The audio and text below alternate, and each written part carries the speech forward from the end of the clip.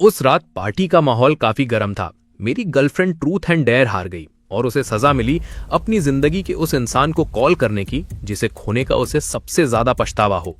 उसने फोन उठाया और दूसरी तरफ आवाज आते ही पूछा, अगर मैं अभी तलाक दे दूं तो क्या तुम मुझे अपना घर दोगे? सामने से जवाब आया, हाँ। वो एक शब्द सुनते ही पूरे कमरे में सन्नाटा छा गया। सबको लगा कि मैं भड़क जाऊंगा, गुस्से में टेबल पलट दूंगा, लेकिन किसी ने सपने में भी नहीं सोचा था कि मैं बस गहरी सांस लूंगा और बिल्कुल शांति से अपनी अनामिका उंगली से वो सगाई की अंगूठी उतार दूंगा। मैंने मन ही मन सोचा, हमने अभी तक कोर्ट मैरिज नहीं की है ना, तो अभी भी बहुत देर नहीं हुई है।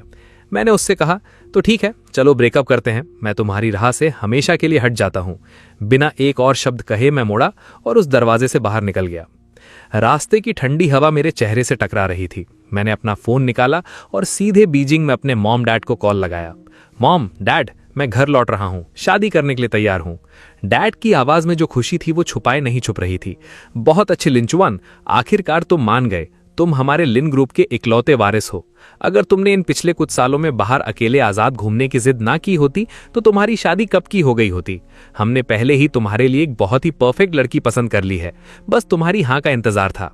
उनकी वो खुशी सुनकर मुझे अंदर ही अंदर थोड़ा गिल्ट महसूस हुआ। मैंने कहा, अब से मैं सब आपकी पसंद से ही करूंगा। मॉम चहकते हुए बोली, बहुत बढ़िया, तो फिर शादी 19 जनवरी को पक्की समझें।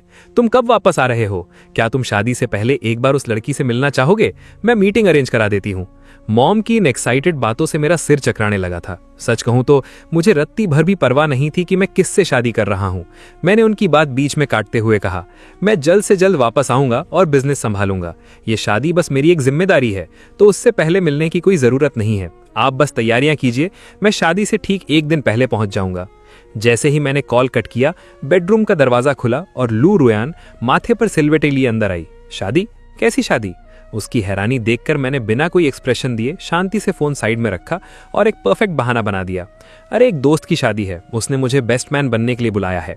ये सुनते ही उसके चेहरे का टेंशन एकदम रिलैक्स हो गया और उसने आगे कुछ नहीं पूछा। मैंने फोन टेबल पर रखा और सीधा शावर लेने चला गया। मैं शावर ले रहा था और बाहर टेबल पर रखे मेरे फोन पर नोटिफिकेशंस की बाढ़ आ गई। मैं बाहर आया, स्क्रीन अनलॉक की तो देखा चेंगजे नाम के एक कॉन्टैक्ट से मैसेज आया था। क्या तुम्हें याद है तुमने क्या कहा था? तुम सच में लिन चुआन से शादी करने की तो नहीं सोच रही ना? ये पढ़ते ही मेरा दिल जैसे एक पल के लिए बैठ गया। मैंने शक के मेरे चैट्स ऊपर स्क्रॉल की और देखा कि लियू रुयान ने सिर्फ 10 मिनट पहले उसे मैसेज भेजा था। चेंगजे, 33 दिन बाद तुम्हारा 28वां जन्मदिन है। क्या तुम्हें याद है तुमने मुझसे क्या वादा किया था? मैंने भारी मन से फोन वापस रख दिया और सोफे पर धम्म से बैठ गया। दिमाग में पुरानी यादों का कैसेट चलने लगा। बात तब की है जब मैं 18 साल का था। मेरी बुआ की शादी थी और मैं उनके साथ वापस आके यूनिवर्सिटी में पढ़ने लगा था। मैंने कभी किसी को अपनी असली हैसियत और पहचान नहीं बताई। फाइनल ईयर के एक फंक्शन में मैंने अपने एक रूममेट की मदद करने के लिए स्टेज पर पियानो बजाया था। जब मैं परफॉर्मेंस के बाद नीचे उतरा तो देखा लियू रुयान एक सफेद गाउन पहने हाथ में फूलों का गुलदस्ता लिए खड़ी थी। उसकी आंखों में मुझे लेकर एक अजीब सी अलग ही चमक थी। उसने नर्वस होकर पूछा, क्या हम कॉन्टैक्ट नंबर एक्सचेंज कर सकते हैं? मैं हमेशा से खूबसूरती की कदर करने वाला इंसान रहा हूं। उसे देखकर मैंने फौरन हाँ कह दिया। फिर क्या था, हर रोज बातें होने लगी। 3 महीने बाद उसने खुद मुझे प्रपोज किया। वो मेरा पहला प्यार थी, इसलिए मना करने की कोई वजह ही नहीं थी। 21 साल की उम्र से लेकर 28 तक पूरे 7 साल हमने एक साथ गुजारे। घर वाले मुझ पर शादी का दबाव डालते रहे, लेकिन जब भी मैंने लियू रुयान से शादी की बात छेड़ी वो बात टाल देती थी। मुझे लगता था कि शायद वो अभी शादी के लिए तैयार नहीं है। लेकिन आधा महीने पहले एक पार्टी में मुझे वो कड़वा सच पता चला। लियू रुयान के दिल में हमेशा से ही उसका बचपन का दोस्त चेंगजे बसा था। चेंगजे ने कभी उसे उस नजर से नहीं देखा था और रुयान ने मुझसे रिश्ता सिर्फ इसलिए जोड़ा था क्योंकि जिस रात हम मिले थे चेंगजे किसी और लड़की के साथ था और स्टेज पर पियानो बजाते हुए मेरा वो अंदाज उसे थोड़ा बहुत चेंगजे जैसा लगा था। जी हाँ, सिर्फ चेंगजे को जलाने और अपना टूटा दिल बहलाने के लिए उसने मुझे अपना रिप्लेसमेंट चुना था। इन 7 सालों में चेंगजे ने न जाने कितनी लड़कियां बदली। हर बार जब उसका ब्रेकअप होता रुयान उसके पास जाने की फिराक में रहती, पर इससे पहले कि वो कुछ कह पाती चेंगजे किसी नई लड़की के साथ सेट हो जाता। 7 साल बीत गए यार, पर उसने उसका इंतजार करना नहीं छोड़ा। वो चेंगजे के उस मजाक वाले वादे को सच मानकर बैठी थी। रुयान, अगर 28 साल की उम्र तक हम दोनों की शादी नहीं हुई तो हम साथ रहकर देख लेंगे। और अब वो साल आ गया था। मैंने उसकी वो चैट देखी और मेरे चेहरे पर एक दर्द भरी ठंडी मुस्कान आ गई। 33 दिन बाद चेंजे का जन्मदिन है और इत्तेफाक देखो, मैंने भी अपना रिश्ता खत्म करके घर लौटने के लिए वही दिन चुना है। देर रात कमरे में एकदम सन्नाटा था। लियू रुयान ने चुपके से अपना फोन टेबल पर रखा और सो गई। मैंने फोन उठाया और उसकी चैट्स देखी। उसने चेंजे को एक आखिरी मैसेज भेजा था, निस्संदेह तुम ही। कितनी सादगी से उसने अपने दिल की पूरी बात बस 4 शब्दों में लिखती थी। मुझे अंदाजा था कि ये लिखते वक्त उसके चेहरे पर कैसी कश्मकश रही होगी। चेंजे के लिए उसका प्यार और उसे खोने का डर दोनों साफ झलक रहे थे। अगली सुबह जब वो तैयार हो रही थी, मैंने बहुत नॉर्मल तरीके से कहा, आज ऑफिस से जल्दी आ जाना। उसने हैरान होकर पूछा, क्यों, कुछ खास है क्या आज? मैंने धीमी आवाज में कहा, आज तुम्हारा जन्मदिन है, भूल गई? वो एक पल के लिए ठिठक गई, फिर धीरे से सिर हिलाया। पिछले कुछ हफ्तों से उसके दिमाग में सिर्फ और सिर्फ चेंजे और वो 28 साल वाला वादा घूम रहा था कि वो अपना खुद का जन्मदिन तक भूल गई थी। मुझे खुद पर हंसी आ रही थी। मैं पिछले 2 महीने से पागलों की तरह उसके लिए सरप्राइज प्लान कर रहा था। ज्यादा तामझाम की जरूरत नहीं है, इसे सिंपल रखते हैं, उसने बिना किसी एक्साइटमेंट के कहा। इन सालों में मैंने उसे खुश करने के लिए क्या कुछ नहीं किया, पर उसे कभी कोई फर्क नहीं पड़ा। मैंने थोड़े व्यंग के साथ कहा, सब तैयारियां हो चुकी हैं, मेहमानों को बुलाया जा चुका है, अब ये कैंसिल नहीं हो सकता। इसके बाद मैं ऑफिस पहुंचा और सीधा अपना इस्तीफा सौंप दिया। मेरे सहकर्मी हैरान थे, चुआन भाई तुम अचानक क्यों जा रहे हो? क्या घर जाकर कोई करोड़ों की प्रॉपर्टी संभालनी है? मैंने बस एक हल्की सी मुस्कान के साथ कहा, नहीं यार, मैं महर जाकर शादी कर रहा हूं। शाम को ऑफिस के बाद मैं सीधे उस होटल पहुंचा जहां मैंने पार्टी रखी थी। जैसे ही मैं गेट के पास पहुंचा, मुझे अंदर से कुछ आवाजें सुनाई दी। इतनी ठंड में रुयान आखिर किसे लेने गई है? अरे और कौन, चेंजे। वो आज वापस आ रहा है और रुयान तो जैसे उसके लिए पलके बिछाए बैठी है। आज रुयान का जन्मदिन है और अगले महीने चेंजे भी 28 का हो जाएगा। लगता है वो आखिरकार अपना वादा निभाने आया है। सुना है वो आजकल सिंगल भी है। लेकिन यार, अगर वो सच में एक साथ हो गए तो अपने लिन चुआन का क्या होगा? हमने 7 साल तक ये सच उससे छुपा कर रखा है। उसे तो ये भी नहीं पता कि ये चेंजे नाम की बला है कौन। और वो लिन चुआन आज भी रुयान से पागलों की तरह प्यार करता है। तो हम कर भी क्या सकते हैं? रुयान खुद ही चेंजे के प्यार में अंधी हो चुकी है। अगर चेंजे ने अपना वादा निभाने के लिए हाँ कह दिया तो लिन चुआन का कटना 100% तय है। बस बेचारे की किस्मत ही खराब है। हाँ, अच्छा ही है कि उसका कोई बड़ा बैकग्राउंड नहीं है, तो ब्रेकअप के बाद उसे रफा दफा करना आसान होगा। माना कि इन सालों में उसने हमारे और रुयान के लिए बहुत कुछ किया है, पर हम तो रुयान की सहेलियां हैं ना, तो साथ तो उसी का देंगी। जब ब्रेकअप होगा तो हम रुयान को विलन नहीं बनने देंगे। उसकी तरफ से हम खुद जाकर लिन चुआन को कुछ गाड़ियां या कोई भर दे देंगे। आखिर 7 साल का सेटलमेंट भी तो करना होगा। मैं बाहर दरवाजे पर खड़ा ये सब सुन रहा था। अजीब बात है, मुझे अब पहले जैसा दर्द महसूस नहीं हो रहा था, बल्कि मुझे अब अपनी हालत पर हंसी आ रही थी। लियू रुयान मुझसे ब्रेकअप करना चाहती है और अपनी सहेलियों को मुझे हैंडल करने के लिए पे ऑफ करने भेज रही है। मैं पिछले 7 साल से आखिर किस तरह के घटिया रिश्ते में जी रहा था। खैर, अफसोस बस इस बात का है कि इस बार छोड़ने की पहल मेरी तरफ से होगी। तभी कुछ वेटर्स ड्रिंक्स लेकर आए। मैं थोड़ा पीछे हट गया और जैसे ही दरवाजा खुला, अंदर की वो सारी चुगलियां अचानक बंद हो गईं, जैसे कुछ हुआ ही ना हो। मैं एक परफेक्ट स्माइल के साथ अंदर गया और सबसे हालचाल पूछने लगा। तभी लियू रुलान एक अजनबी लड़के के साथ अंदर आई। उसकी कद काठी और स्टाइल मुझसे काफी मिलता जुलता था। मैं बिना किसी एक्सप्रेशन के उसे देखता रहा। रुयान उसे पूरे ग्रुप से मिलवाते हुए आखिर में मेरे पास आई। उसने थोड़ी हिचकिचाहट के साथ कहा, लिन चुआन, ये मेरा बचपन का दोस्त है, चेंजे। फिर एक अजीब सा पॉज लेकर बोली, और चेंजे, ये मेरा एक नॉर्मल दोस्त है, लिन चुआन। रुयान को लगा था कि ये सुनकर मैं भड़क जाऊंगा या तमाशा करूंगा, लेकिन मेरा रिएक्शन उसकी उम्मीद से बिल्कुल अलग था। मैंने बस एक गहरी ठंडी नजर उस पर डाली और 2 कदम पीछे हटकर उनसे एक डिस्टेंस बना लिया। मेरे चेहरे पर एक कैजुअल मुस्कान थी। हेलो मिस्टर चेन, मैं रुयान का बस एक मामूली सा दोस्त हूं। इंट्रोडक्शन के बाद पार्टी फिर से शुरू हो गई। चेंजे काफी मिलनसार टाइप का था। वो सबके साथ तुरंत घुल मिल गया। खेल खेल में जब उसके हाथ बिजी थे तो उसने इशारा किया और रुयान ने बिना एक सेकंड सोचे अपने कांटे से उसे तरबूज खिलाया। चेंजे ने भी बड़े आराम से खा लिया और रुयान के ग्लास से ही रेड वाइन पी ली। मैं कुछ मीटर दूर बैठा ये पूरा ड्रामा देख रहा था। रुयान उसी ग्लास को हाथ से नहीं छोड़ रही थी और जानबूझकर वहीं से वाइन पी रही थी जहां चेंजे के होठ लगे थे। वो काफी नशे में लग रही थी। फिर केक कटिंग का टाइम आया। सबने बर्थडे सॉन्ग गाया और मोमबत्तियां जलाईं। मैंने खुद आगे जाकर केक की टेबल को उसकी तरफ बढ़ाया।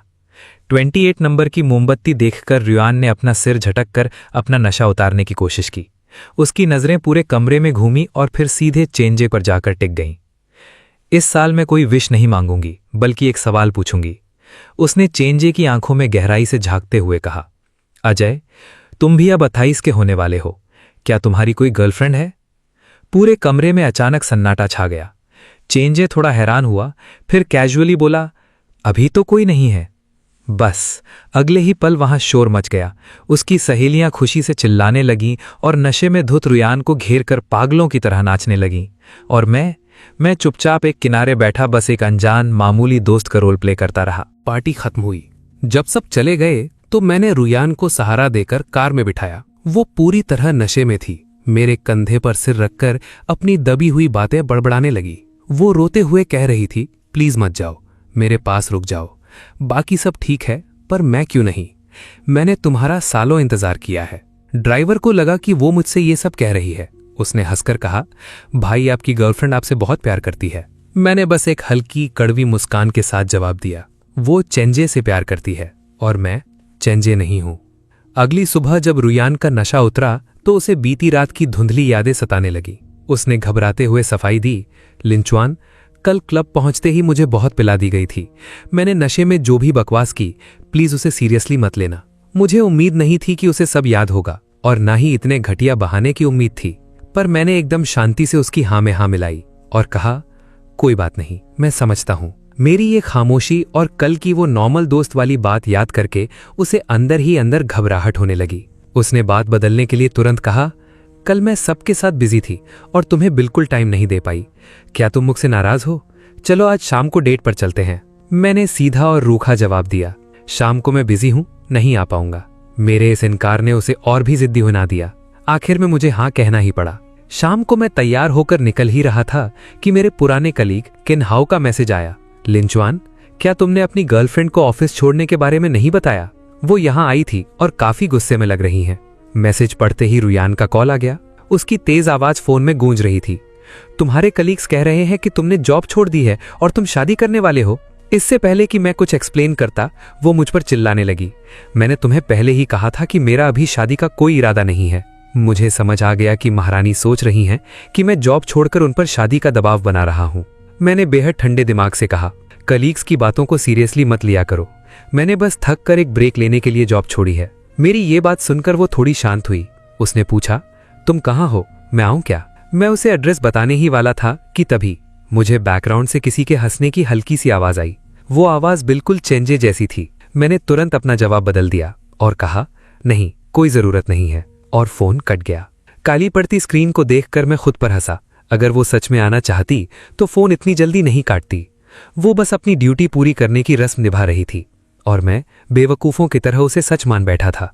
मैं रेस्टोरेंट पहुंचा। वेटर मुझे टॉप फ्लोर के प्राइवेट केबिन में ले गया। वहां टेबल लजीज खानों से भरी थी, पर रुयान वहां से गायब थी। वेटर ने बताया, मैडम ने 10 मिनट पहले ही ये सब ऑर्डर किया है। उन्हें अचानक कोई जरूरी काम आ गया, इसलिए वो शायद देर से आएंगी। मैंने मुस्कुराकर खुद से कहा, जरूरी काम? पक्का चेंजे के साथ होगी। उसके लिए तो चेंजे के साथ बिताया हर पल दुनिया का सबसे जरूरी काम होता है। मैं अंदर गया। वेटर ने मुझे डिशेस के नाम बताए। पूरी टेबल महंगे सी फूड से भरी थी। मैंने वेटर से कहा, ये सब हटा दो, यूरोप में सालों तक यही सब खाया है और अब मुझे इससे सख्त नफरत है। वेटर थोड़ा हिचकिचाया, सर, मैडम ने पहले ही पेमेंट कर दी है और ये काफी महंगा है, हम इसे रिफंड नहीं कर पाएंगे। मैंने अपना कार्ड निकाला और उसे देते हुए स्वैग से कहा, मुझे पता है, ये सब हटाओ और नया ऑर्डर लो, मैं पे कर सकता हूं। डिनर खत्म होने तक रुयान नहीं आई और मैंने भी उसका इंतजार नहीं किया। बिल पे किया और सीधा घर चला गया। मैं अभी आधे रास्ते ही पहुंचा था कि मेरे फोन पर मैसेजेस पॉपअप हुए। लिंचवान, क्या तुम आज रात बाहर कहीं रुक सकते हो? अजय यानी चेंजे अचानक देश वापस आ गया है। पुराने घर की साफ सफाई नहीं हो पाई तो वो वहां नहीं रह सकता। बेचारा ठंड में काफी परेशान हो गया है और उसका पेट भी कुछ ठीक नहीं है। उसे देखभाल की जरूरत है। क्या मैं उसे आज रात यहां रुकने के लिए कह दूं? वाह, एक तरफ चेंजे का ख्याल रखना और दूसरी तरफ हमारे रिश्ते के बारे में उसे पता चलने से बचाना। वाकई बंदी में टैलेंट तो है। इस बार मेरा मूड ल्यू रुयान की इस नौटंकी में उसका साथ देने का बिल्कुल नहीं था। मैंने सीधा उससे पूछा, वो तुम्हारा दोस्त है ना? तो हमारा रिश्ता उससे छुपाना क्यों है, और आखिर कब तक छुपाती रहोगी? मैसेज भेजने के काफी देर बाद उसका जवाब आया। रुयान ने कोई सफाई नहीं दी, बस एक तारीख लिख दी, 18 जनवरी। अगर पहले की बात होती तो शायद मुझे समझ नहीं आता कि उसने यही दिन क्यों चुना है, पर अब मैं अच्छी तरह जानता हूं कि 18 तारीख चेंजे का जन्मदिन है। उसका प्लान एकदम क्लियर था। अगर उस दिन चेंजे ने अपना वादा निभाया और उसके साथ रिलेशनशिप में आने को मान गया तो वो बिना एक सेकंड सोचे मुझसे ब्रेकअप कर लेगी, और अगर चेंजे ने मना कर दिया तो वो अपनी हार मानकर मुझसे शादी की बात छेड़ेगी और फिर से सच्चे प्यार का नाटक शुरू कर देगी। अगर रिजेक्ट हो गई तो मेरे जैसा परमानेंट और वफादार बॉयफ्रेंड तो है ही। वो उस पूरी सिचुएशन को बस एक मजाक कहकर टाल देगी। आगे बढ़ना हो या पीछे हटना, उसने हर तरफ से खुद को सेव कर लिया था। मुझे उसकी इस स्मार्टनेस पर तरस भी आ रहा था और हैरानी भी। पर अब मैं उसकी लाइफ का कोई बैकअप प्लान या स्टेपनी बनकर नहीं रहना चाहता था। मैंने उसे कोई रिप्लाई नहीं किया, अपना फोन स्विच ऑफ किया और सीधा एक होटल पहुंच गया। सोने से पहले मैंने थोड़ी ड्रिंक ली और चैन की नींद सो गया। अगले दिन दोपहर को जब मेरी नींद खुली और मैंने फोन ऑन किया तो मैसेजेस की बाढ़ आ गई थी। ज्यादातर रुयान के थे और कुछ उसकी उन सहेलियों के। हेलो, कहाँ हो तुम? फोन क्यों नहीं उठा रहे? मैसेज का जवाब क्यों नहीं दे रहे? डराओ मत यार, रुयान तुम्हें ढूंढते ढूंढते कल रात से पागल हो रही है। इन झूठे इल्जामों को पढ़कर मुझे बस हंसी आई। फोन बंद करके सोना भला डराना कब से हो गया? और वैसे भी वो सब अच्छे से जानती हैं कि चेंजे ही रुयान की जान है। उसे मेरी फिक्र कब से होने लगी? मैं ये सब सोच ही रहा था कि रुयान का कॉल आ गया। उसका लहजा काफी अग्रेसिव और खराब था। लिंचवान, अजय बस एक रात के लिए यहां रुकने आया है। क्या इसके लिए तुम्हारा इतना गुस्सा होना जरूरी है? अगर तुम खुश नहीं भी थे तो नाराजगी जताने का ये कौन सा तरीका है? मुझे अब उसे कोई सफाई देने में रत्ती भर भी दिलचस्पी नहीं थी, इसलिए मैंने एक सिंपल सा बहाना मार दिया। कोई नाराजगी नहीं है, फोन की बैटरी खत्म हो गई थी इसलिए स्विच ऑफ हो गया था। पहले का लिंचवान होता तो रुयान यकीन कर लेती, पर आज उसने शक जताते हुए पूछा, ऐसा क्यों? पहले तो तुम हमेशा अवेलेबल रहते थे, फिर कल रात ही फोन क्यों बंद हुआ? उसका ये सवाल सुनकर मैं एक पल के लिए सुन रह गया और मुझे पुरानी बातें याद आने लगी। कुछ साल पहले एक रात रुयान के पेट में भयंकर दर्द हुआ था। उसने अपनी सेक्रेटरी को फोन मिलाया था, पर गलती से मुझे लग गया। मैं उसी वक्त आधी रात को उठा और उसके लिए दवाइयां लेकर पहुंचा। पिछले साल जब वो विदेश गई थी, टाइम जोन अलग होने की वजह से उसने मुझे रात के 3-4 बजे फोन करके एक फाइल ढूंढने को कहा। मैं गहरी नींद में होते हुए भी उठा और सीसीटीवी फुटेज चेक करके उसकी मदद की। सिर्फ 3 महीने पहले ही मेरा अपेंडिक्स का ऑपरेशन हुआ था। होश आते ही उसका मैसेज आया कि उसे मिल्क टी पीनी है, और मैंने उसी हालत में नर्स से रिक्वेस्ट करके उसे वो भिजवाई। एक एक करके ऐसी हजारों बातें याद आईं जो इस बात का सबूत थी कि मैंने उसे पागलों की तरह कितना चाहा था। पर अफसोस, मैं चाहे जो कर लूं, उसे मेरा प्यार कभी नहीं दिखा। ये सोचते ही मेरी आवाज में एक कड़वाहट आ गई। शायद इसलिए क्योंकि मैं डरता था कि जब तुम्हें मेरी जरूरत हो मैं वहां ना हूं। पर कल रात तुम्हें मेरी जरूरत नहीं थी। मेरी ये बात सुनकर रुयान को अंदर तक एक गहरा झटका लगा।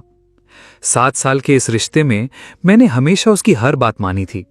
हम कभी नहीं लड़े, ना उसने कभी कुछ छुपाया और ना मैंने कभी कुछ पूछा। मैंने हमेशा बस उसका ख्याल रखा। रुयान को भी अपने दिल में ये मानना पड़ा कि मैं एक परफेक्ट बॉयफ्रेंड था। पुरानी बातें याद आते ही उसका अग्रेसिव लहजा तुरंत नरम हो गया। आई एम सॉरी लिंचवान, मैं बस तुम्हारी फिक्र कर रही थी इसलिए थोड़ा तेज बोल गई। तुम अभी कहाँ हो? मैं आती हूं। मैंने साफ मना कर दिया और टैक्सी लेकर घर आ गया। घर पहुंचते ही काम वाली आया ने मुझे बताया, साहब, मैडम अभी अभी बाहर गई हैं। अंदाजा लगाना कोई रॉकेट साइंस नहीं था। चेंजे ने बुलाया होगा और वो दौड़ पड़ी। घर की हवा में अब भी उस दूसरे मर्द के महंगे परफ्यूम की महक तैर रही थी। मैंने आया से कुछ नहीं पूछा, बस इतना कहा कि कमरे की खिड़की खोल दे ताकि ये दम घोटू हवा बाहर निकल सके। अगले 15 दिनों तक मेरी रुयान से कोई बात नहीं हुई। ऐसा लग रहा था जैसे मैं भूल ही गया हूं कि मेरी कोई गर्लफ्रेंड भी एग्जिस्ट करती है। चेंजे के सोशल मीडिया से मुझे हर पल की अपडेट मिलती रहती थी कि वो कहाँ है, पर मैंने रुयान से ना तो कुछ पूछा और न ही कोई सफाई मांगी। मेरे लिए अब हर दिन बस एक उल्टी गिनती जैसा था।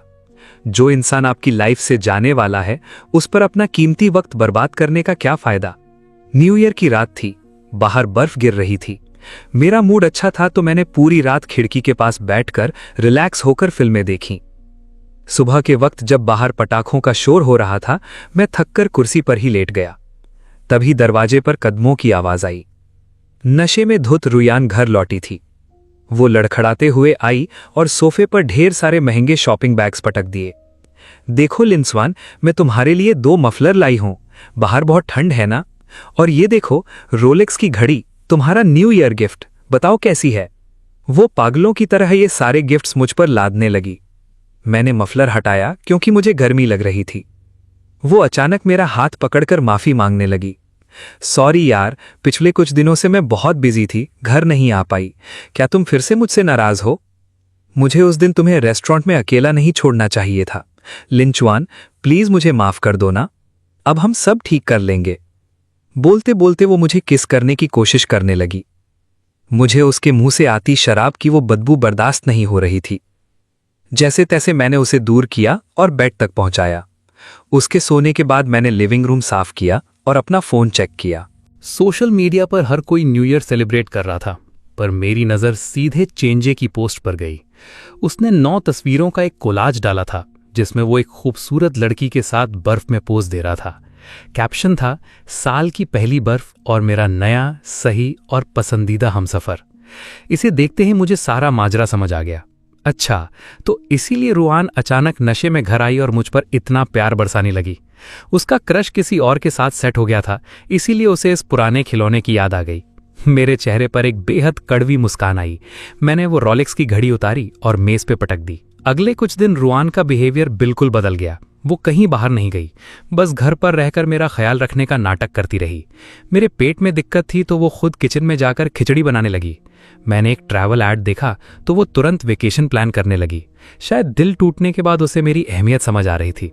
पर बॉस, अब मुझ पर इन सब नौटंकियों का कोई असर नहीं होने वाला था। मैं बस चुपचाप बैठकर उसे एक आदर्श प्रेमिका का रोल निभाते हुए एंजॉय कर रहा था।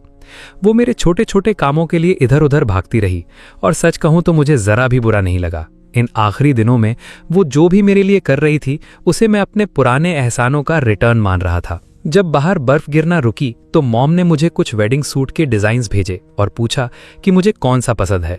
मैं फोन पर फोटो जूम करके देख ही रहा था कि रुआन दबे पांव मेरे पीछे आ खड़ी हुई। जैसे ही उसने मेरे हाथ से फोन छीना, उसका चेहरा गुस्से से काला पड़ गया। दूल्हे का सूट? तुम दूल्हे का सूट क्यों देख रहे हो? मैंने बिना पलक झपकाए एकदम कॉन्फिडेंस के साथ झूठ बोल दिया। तुम्हें बताया तो था, एक दोस्त की शादी है, उसके कपड़ों में कुछ दिक्कत आ गई है तो वो नया देख रहा है। मैं बस सिलेक्ट करने में उसकी मदद कर रहा हूं। मेरा रिलैक्स चेहरा देखकर उसका शक दूर हो गया। उसने फोन मुझे वापस दिया और कैजुअली पूछा, मुझे याद नहीं, शादी किस तारीख को है? मैं भी तुम्हारे साथ चलूंगी। उसकी आंखों में एक उम्मीद और सीरियसनेस देखकर मेरे चेहरे पर एक अजीब सी डेविल स्माइल आ गई। 18 जनवरी, क्या तुम वाकई मेरे साथ जाना चाहती हो? 18 जनवरी की तारीख सुनते ही लियू रुआन एक पल के लिए जैसे शून्य सी रह गई। मैं बिना पलक झपकाए उसे देखता रहा, उसके जवाब का इंतजार करता रहा। काफी देर की अजीब सी खामोशी के बाद उसने एक फीकी सी मुस्कान के साथ कहा, देखते हैं, जैसा उस वक्त ठीक लगेगा। उस सवाल के बाद से लियू रुआन फिर से अपनी उदासी में डूब गई। वो दिन भर ख्यालों में खोई रहती और उसका मन किसी काम में नहीं लगता। मैंने उसी दोस्त की शादी का बहाना बनाकर उसके सामने ही अपना सारा सामान पैक करना शुरू कर दिया। ग्रेजुएशन के बाद इस अपार्टमेंट में रहते हुए मुझे 6 साल हो गए थे। मैंने अपने सूटकेस में सिर्फ वही चीजें डाली थीं जो मैंने खुद अपने पैसों से खरीदी थीं। बाकी सब मैंने वहीं छोड़ दिया। आखिर वापस बीजिंग जाना मेरा अपना इलाका था। वहां जो चाहिए होगा ब्रांड न्यू खरीद लूंगा। कभी कभी जब रुयान अपने ख्यालों से बाहर आती तो वो मेरा सूटकेस चेक करती, पर उसमें सिर्फ अपना सामान देखकर भी उसने कभी मुझसे एक सवाल नहीं पूछा। मुझे पता था कि उसका पूरा ध्यान चेंजे के जन्मदिन की पार्टी के उस इनविटेशन पर अटका हुआ है। उसे दुनिया में कुछ और दिख ही नहीं रहा था। मैंने चुपके से अपनी बहुत सी पर्सनल चीजें कचरे में फेंक दी। जब तक हमारी पुरानी कपल वाली चीजें वहां सजी हुई थीं, उसे रत्ती भर भी शक नहीं हुआ कि मैं ये घर हमेशा के लिए छोड़ रहा हूं। उसे लगता था कि मैं उसका ऐसा सिंप हूं जो उसे इतना प्यार करता है कि उसके लिए अपनी जान दे सकता है। तो वो भला ये क्यों सोचती कि मैं उसे छोड़कर जा रहा हूं? मेरा सब कुछ खत्म करने का पक्का इरादा था, इसीलिए बिना इमोशंस के पैकिंग करना मेरे लिए बहुत आसान रहा। आखिरकार 18 जनवरी का दिन आ गया।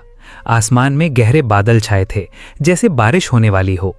रुयान सुबह जल्दी उठकर सोफे पर बैठ गई और बेचैनी से लगातार अपना फोन चेक करने लगी। मैं थोड़ा लेट उठा और अपना नाश्ता करने लगा। आया ने मौसम देखकर मुझसे पूछा, साहब बारिश होने वाली है, क्या एयरपोर्ट के लिए हमें जल्दी निकलना चाहिए? ये सुनकर रुयान ने अपना सिर उठाया और अनजाने में ही पूछ लिया, एयरपोर्ट? तुम एयरपोर्ट क्यों जा रहे हो? कल मुझे उस शादी में जाना है। तुमने कहा था कि तुम सोचकर बताओगी, तो क्या सोचा? मैंने शांति से उसे देखते हुए एकदम कैजुअल अंदाज में बात संभाली। वो कुछ सेकंड चुप रही, नजरें चुराईं और फिर बोली, शादी बहुत दूर है, मैं नहीं जा पाऊंगी। चलो मैं तुम्हें एयरपोर्ट ड्रॉप कर देती हूँ। मुझे इस जवाब की ही उम्मीद थी। मैंने अपना आखिरी टोस्ट खाया, अपना लगेज लिया और निकल गया। रुयान ने कार में बैठकर अभी अपनी सीट बेल्ट लगाई ही थी कि उसके फोन पर एक नोटिफिकेशन पॉपअप हुआ। उसने झट से फोन चेक किया और अचानक उसकी आंखों में वो खुशी चमक उठी जिसे वो लाख कोशिशों के बाद भी मुझसे नहीं छुपा पाई।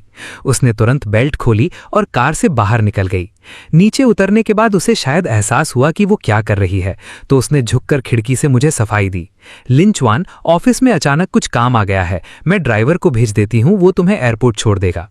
इतने सालों तक उसके साथ रहने के बाद मैं उसकी आंखों की वो चमक देखकर ही समझ गया था कि वो सरासर झूठ बोल रही है, पर मैंने उसे टोका नहीं और बस हल्के से सिर हिला दिया। ड्राइवर के इंतजार के दौरान मैंने अपना सोशल मीडिया खोला। चेन जे ने अपनी पार्टी की फोटो डाली थी और उसके साथ वो लड़की अब नहीं दिख रही थी।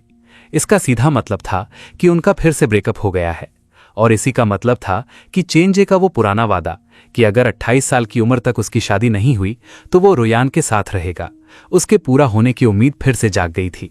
तभी तो रुयान इतनी खुश थी। जब ड्राइवर आया तो मैंने देखा रुयान भी एक खूबसूरत सफेद रंग की इवनिंग ड्रेस पहनकर अपनी स्पोर्ट्स कार में सवार हो गई थी। उसने खिड़की से हाथ हिलाकर मुझसे पूछा, तुम वापस कब आओगे? मैं बस उसे देखकर मुस्कुराया और कोई जवाब नहीं दिया। उसे भी मेरे जवाब से कोई फर्क नहीं पड़ा और वो तेजी से अपनी कार भगाकर निकल गई। मैं ड्राइवर के बगल वाली सीट पर बैठा उस कार को ओझल होते देखता रहा। फिर मैंने धीरे से कहा, चलिए। बाहर हल्की बारिश शुरू हो गई थी जिसने खिड़की के कांच को धुंधला कर दिया था। मैंने आंखें बंद की और मन ही मन कहा, अलविदा लियो रुयान, अब दोबारा कभी नहीं मिलना। प्लेन में बैठने से ठीक पहले डैड का कॉल आया, लिन चुआन तुम कितने बजे पहुंच रहे हो? मैंने ड्राइवर को भेज दिया है। मैंने मना नहीं किया। रात को नींद पूरी नहीं हुई थी, इसलिए पूरे 2 घंटे की उस फ्लाइट में मैं सोता रहा। बीजिंग लैंड करने के बाद मैंने अपनी कैप और सनग्लासेस लगाए।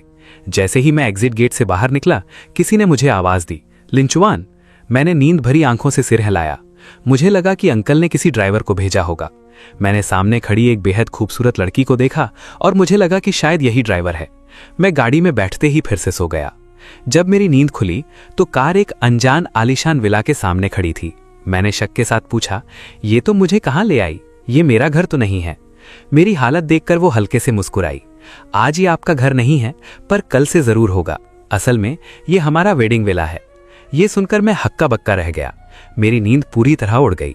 मैंने अपने चश्मे और कैप हटाकर उसे ध्यान से देखा तो उसकी मुस्कुराती आंखों से मेरी नजरें मिली। मेरी हैरानी देखकर वो सब समझ गई और बड़ी शालीनता से अपना हाथ बढ़ाते हुए बोली, मिस्टर लिन, मेरा नाम शेन यूचू है। मैंने शर्मिंदगी के साथ उससे हाथ मिलाया और कहा, सॉरी, मैं नींद में था तो पहचान नहीं पाया, मैं लिन चुआन हूं। वो एक बहुत ही प्यारे अंदाज में बोली, कोई बात नहीं, हमारे पास एक दूसरे को जानने के लिए आगे पूरी जिंदगी पड़ी है। वहीं दूसरी तरफ शंघाई में रुयान पार्टी के बाहर अपनी ड्रेस की सिलवटें ठीक कर रही थी। उसका फोन वाइब्रेट हुआ। ड्राइवर का मैसेज था कि लिन चुआन प्लेन में बैठ चुका है।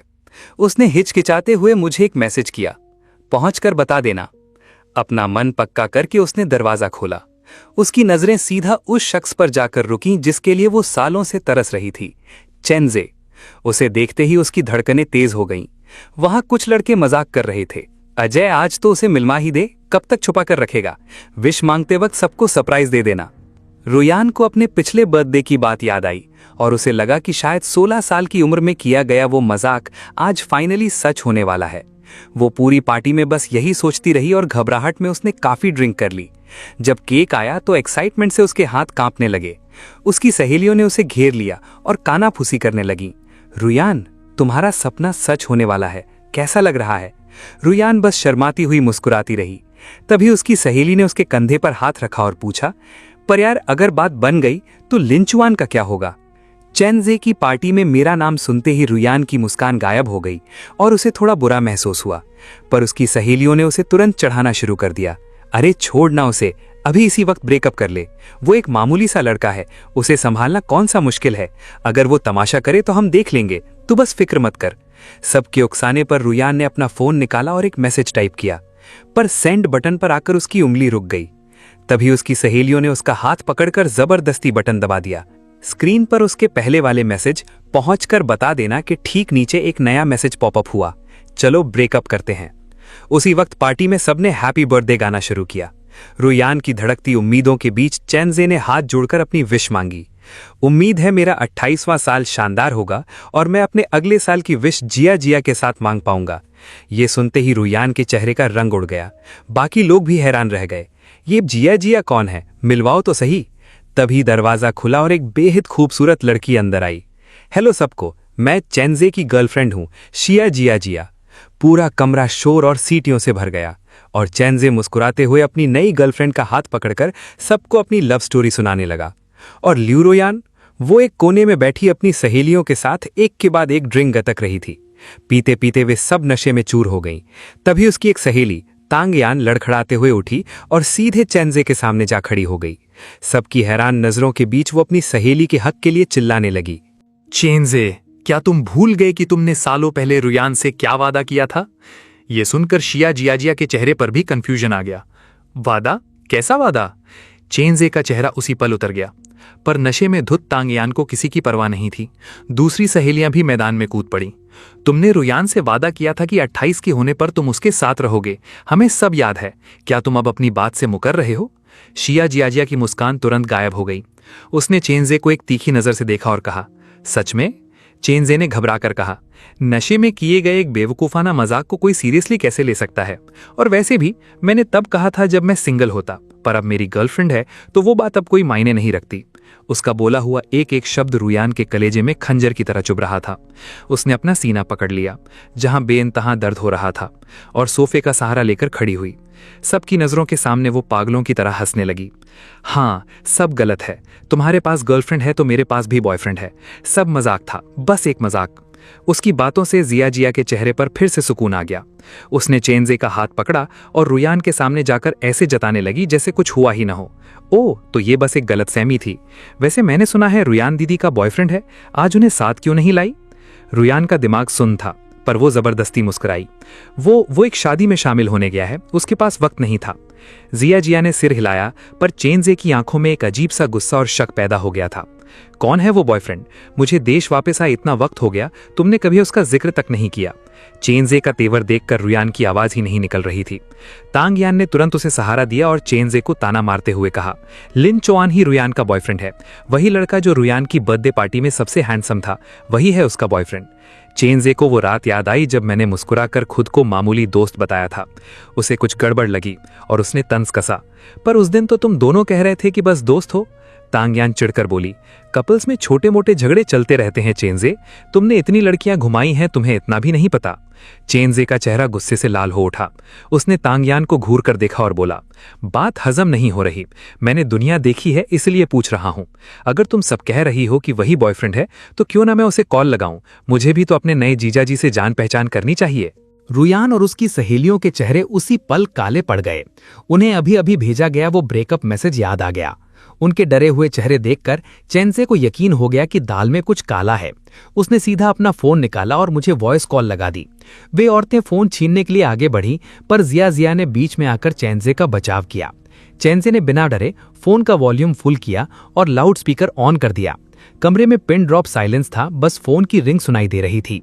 रुयान ने अपनी मुट्ठियों को कसकर भींच लिया। वो मन ही मन दुआ कर रही थी, प्लीज फोन मत उठाना, प्लीज वो मैसेज मत देखना। पूरे 1 मिनट तक रिंग बजती रही। रुयान का दिल सीने से बाहर आने को था।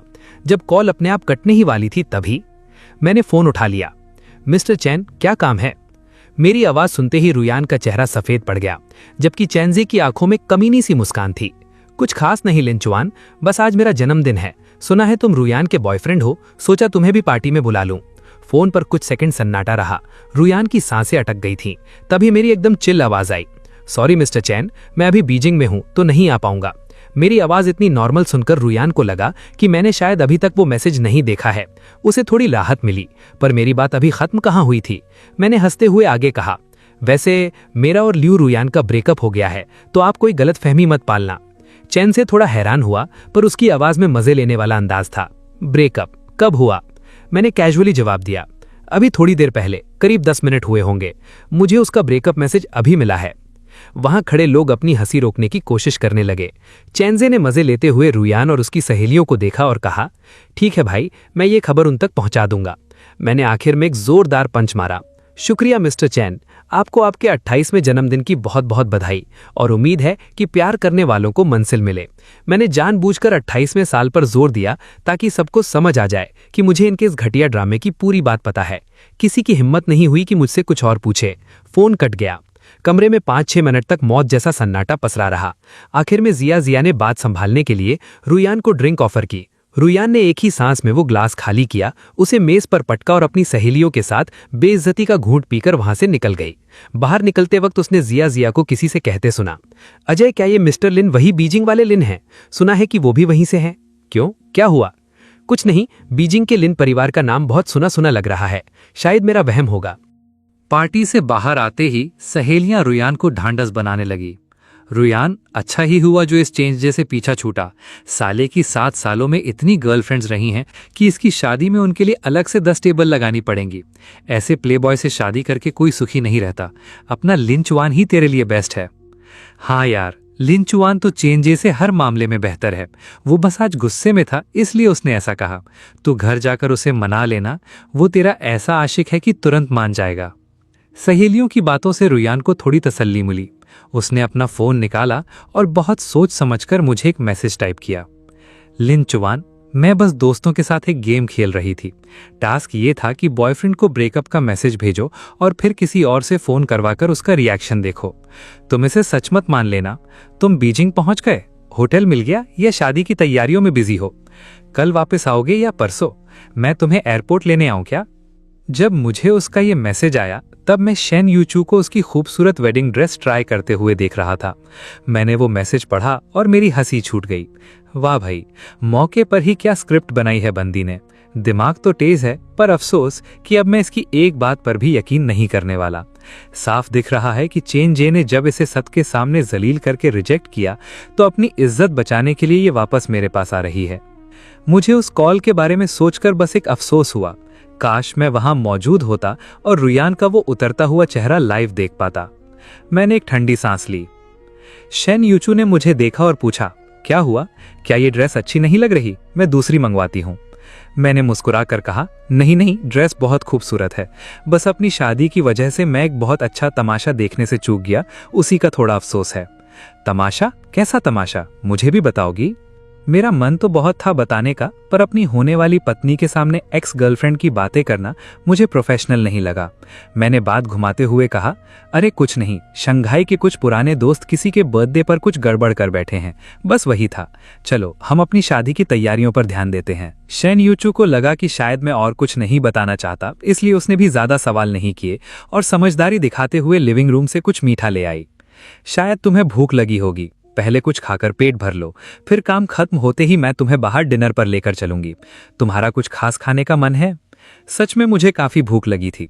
मैंने यूचू से उसकी पसंद पूछी, सब नोट किया और बाहर जाकर खाने का इंतजाम करने लगा। ऑर्डर देते समय मैं ख्यालों में खो गया।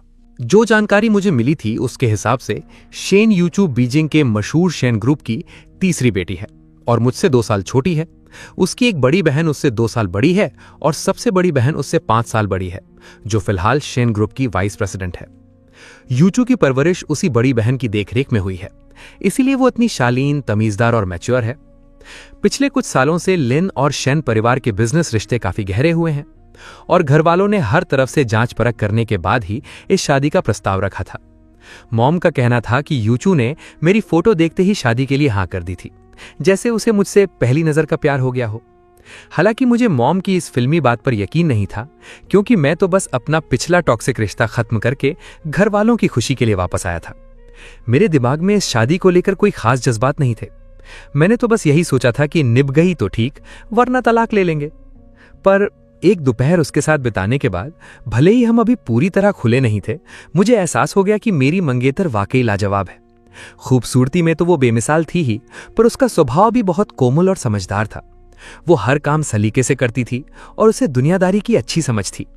कुल मिलाकर इस अचानक मिली मंगेतर से मैं काफी इंप्रेस था। मेरे लिए ये किसी सरप्राइज से कम नहीं था। लगता है मेरे मॉम डैड की पसंद वाकई दाद देने लायक है। उधर शंघाई में रात भर शराब पीने के बाद लियू रुयान की जैसे ही आंख खुली, उसने सबसे पहले अपना फोन चेक किया कि मेरा कोई रिप्लाई आया या नहीं। 10 घंटे बीत चुके थे, पर चैट बॉक्स अब भी खाली था। रुयान ने अपनी आंखें मली और फ्रस्ट्रेशन में अपना फोन दीवार पर दे मारा, जिससे सबकी नींद खुल गई। उसे इतना भड़का हुआ देखकर सहेलियों का नशा भी उतर गया। उन्हें लगा कि शायद लिंचुआन अब भाव खाने लगा है। फिक्र मत कर रुयान, हम तेरे साथ चलते हैं और उस सिंप को मनाकर वापस ले आएंगे। सहेलियों के दिलासे से रुयान का मूड थोड़ा ठीक हुआ। बाहर निकलते ही वे सब सीधे एयरपोर्ट की तरफ भागी। रास्ते में रुयान खिड़की से बाहर देखते हुए पछता रही थी कि काश उसने कल ही मेरे साथ बीजिंग आने की बात मान ली होती। उसे अपनी हार का एहसास हो रहा था, पर वो खुद को समझा रही थी, अच्छा ही हुआ जो कल नहीं गई। चेंजे की वो बेइज्जती वाली बातें सुनने के बाद अब उसे उस पर से पूरा भरोसा उठ गया था।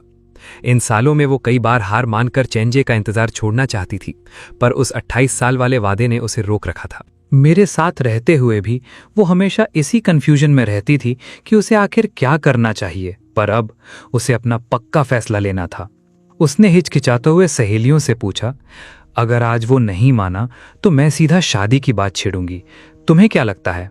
शादी का नाम सुनते ही सहेलियां हैरान रह गईं। लिंचुआन से शादी रुआन, उसके परिवार की हैसियत देखकर तुम्हारे मॉम डैड कभी राजी नहीं होंगे। वो लड़का अच्छा है, दिखने में भी हैंडसम है, पर सिर्फ टाइम पास डेटिंग के लिए ठीक है। शादी के मामले में वो तेरे लेवल का नहीं है। सहेलियां उसे उसकी हकीकत बता रही थी, पर रुआन कुछ भी सुनने को तैयार नहीं थी। वो सीट से टिककर बैठ गई और हमारे बिताए हुए पल याद करने लगी। 25 साल के बाद से मैं अक्सर उससे शादी की बातें छेड़ता था, पर वो हमेशा जानबूझकर अनजान बनी रहती थी। अब जब हम दोनों की उम्र हो रही थी और वो जानती थी कि मैं उसे कितना चाहता हूं, तो वो मुझे किसी भी कीमत पर खोना नहीं चाहती थी। उसने मन ही मन बीजिंग जाकर मुझे सीधा प्रपोज करने का फैसला कर लिया। उसने अपने असिस्टेंट को मैसेज किया कि वो इंटरनेट पर वायरल हुई उन बहुत ही महंगी रिंग्स को उसके लिए खरीद ले।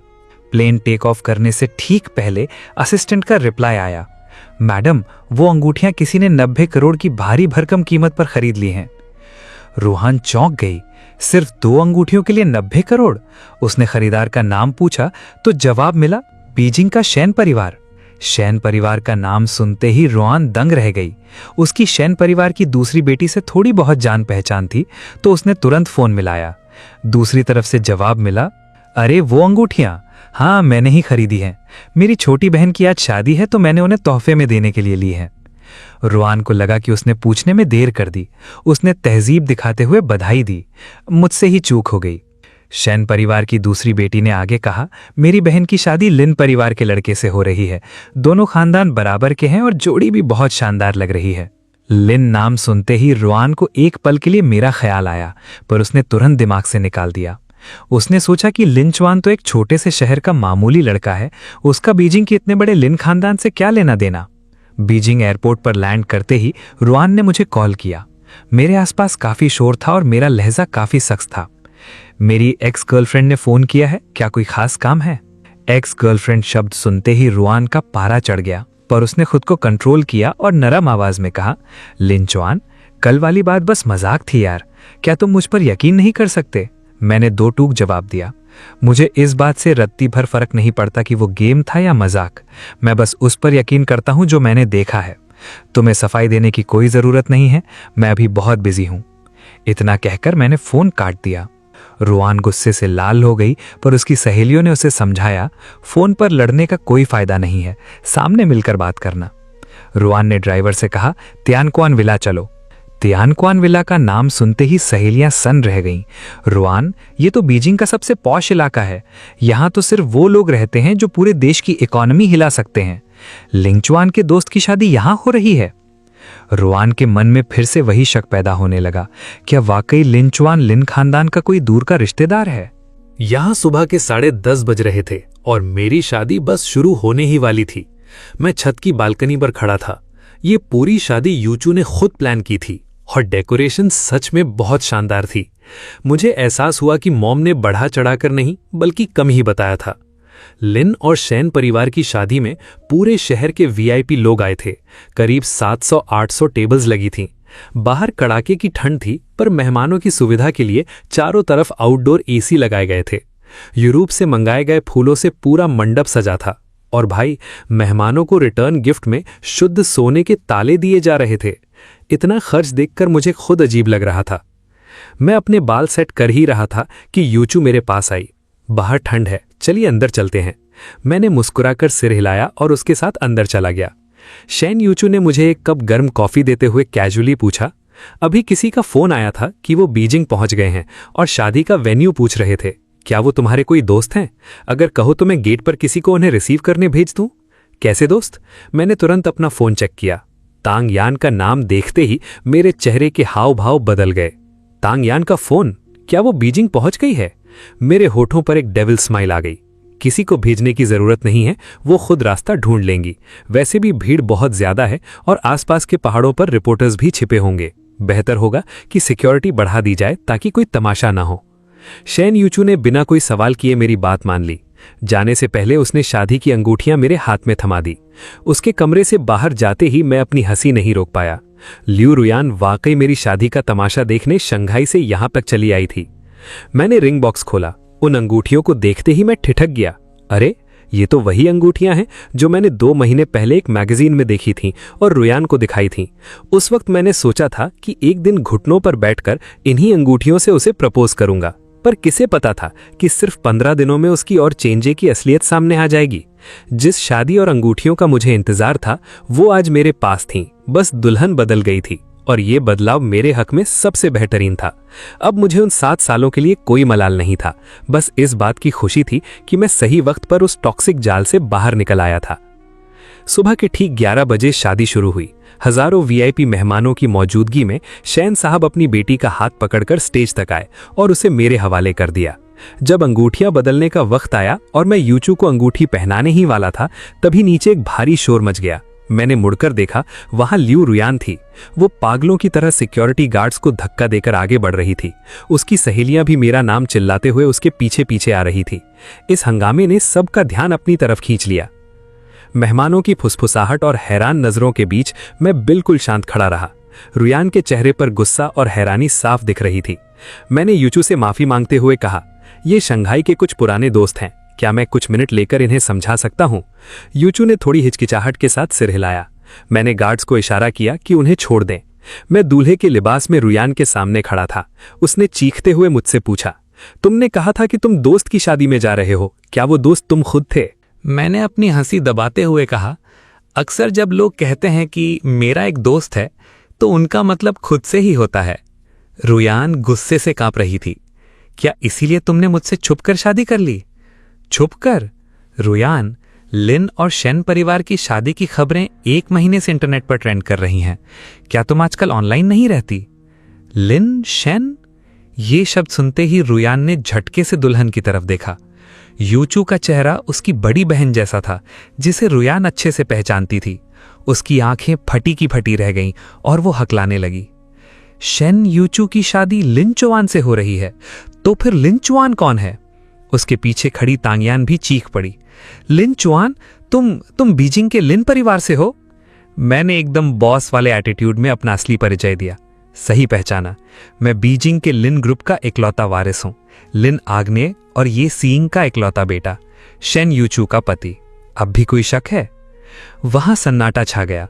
शांघाई में ये लड़कियां भले ही रईस होंगी, पर राजधानी बीजिंग में लिन और शैन परिवार के सामने उनकी हैसियत चींटी बराबर भी नहीं थी। काफी देर बाद रुयान ने लड़खड़ाती आवाज में पूछा, तुमने मुझे पहले क्यों नहीं बताया? तुमने भी तो मुझसे बहुत कुछ छुपाया था रुयान, जैसे वो तुम्हारा 28 साल वाला वादा। मेरा ये जवाब सुनकर उसका चेहरा एकदम सफेद पड़ गया। वो सफाई देने की कोशिश करने लगी। लिन चुआन, मैं चेंजे को भूल नहीं पाई थी, पर इन 7 सालों में। उसकी बात बीच में ही काटते हुए शैन यूचू ने एकदम अथॉरिटी से गार्ड से कहा, इन्हें बाहर ले जाइए।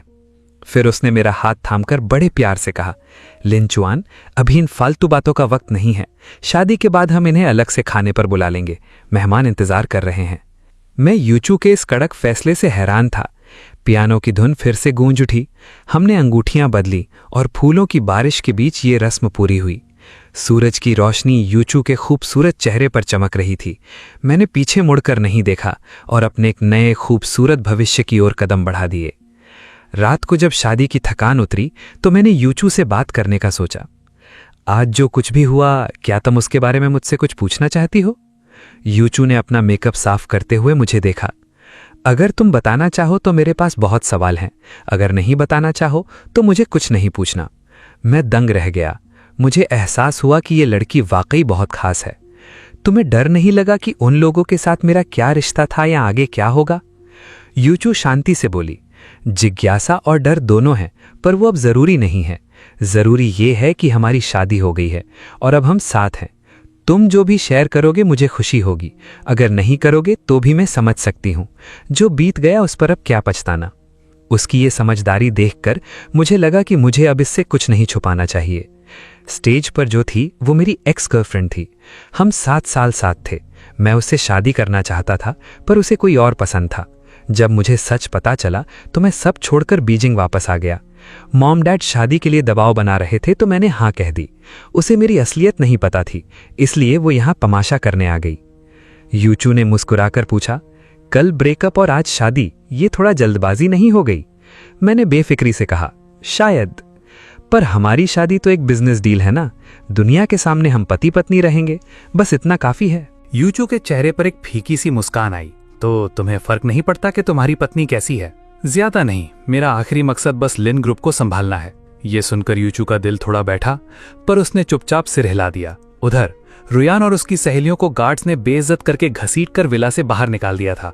उनकी सारी रईसी का घमंड मिट्टी में मिल गया था। विला की सीढ़ियों के नीचे रिपोर्टर्स खड़े थे जो इस इंटरनेशनल बेइज्जती को अपने कैमरों में कैद करने के लिए भूखे बैठे थे। कुछ समझदार रिपोर्टर्स ने लियू रुयान को तुरंत पहचान लिया और माइक लेकर उसकी तरफ भागे। मिस लियू, क्या आप भी शैनमेस और मिस्टर लिन की शादी में इनवाइटेड थी?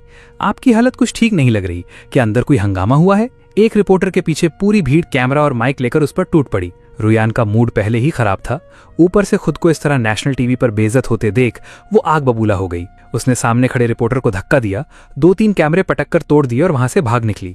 उसी रात लियू रुयान की पत्रकारों से मारपीट की खबर हर न्यूज चैनल की हेडलाइंस में थी।